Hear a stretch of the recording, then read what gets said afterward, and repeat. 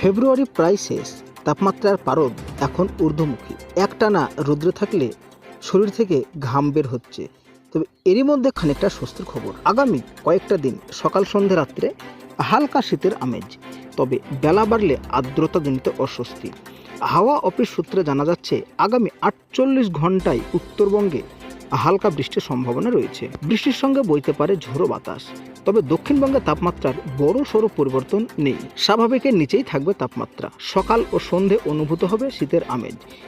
আগামী 7 দিন রাজ্য জুড়ে শুষ্ক আবহাওয়া থাকবে।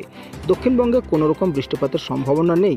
এদিকে দক্ষিণ পূর্ব বঙ্গোপসাগর এলাকায় নিম্নচাপ ঘূর্ণাবর্তে পরিণত হয়েছে এবং পশ্চিমী ঝঞ্ঝা রয়েছে জম্মু কাশ্মীর সংলগ্ন এলাকায়। 2 মার্চ সোমবার নতুন করে আরও একটি পশ্চিমী ঝঞ্ঝা ঢুকবে।